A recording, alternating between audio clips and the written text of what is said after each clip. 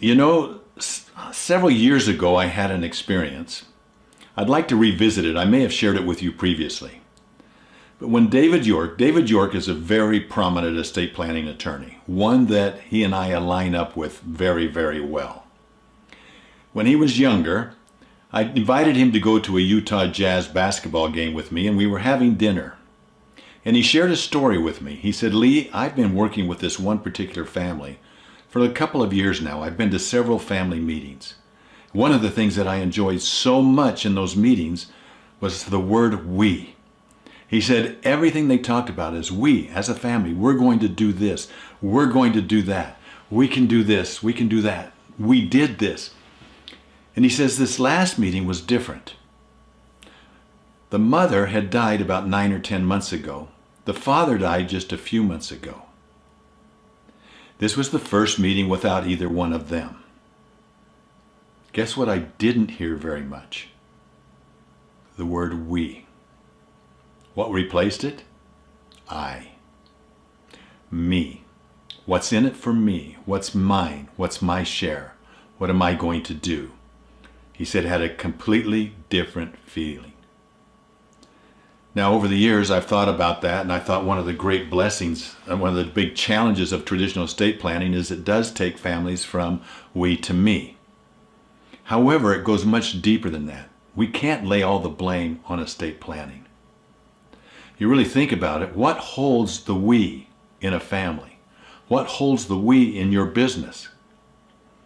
The we is really held by a common vision, isn't it? If you can have a common vision that surrounds not only what is that vision of what you're trying to achieve, but also how you're going to achieve it. What are the principles as evidenced by the stories or the experiences that you have? Go back as far as you can to the founder of your company or to a great-grandpa or great-grandma and find experiences that illustrate principles that you've abided by, that you want to put forth, that are going to allow you to achieve that bigger vision.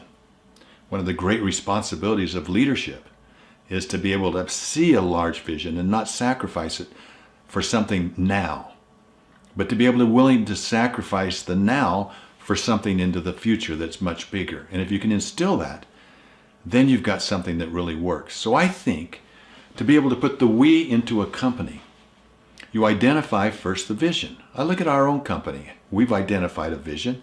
And our vision really is that everything we do, we believe in empowering leaders in families, businesses, and communities in that order so that they can help others find more joy that comes from good decision making.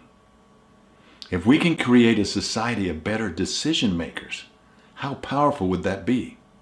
And the world needs that more than anything else now. So that's a vision that's really out there.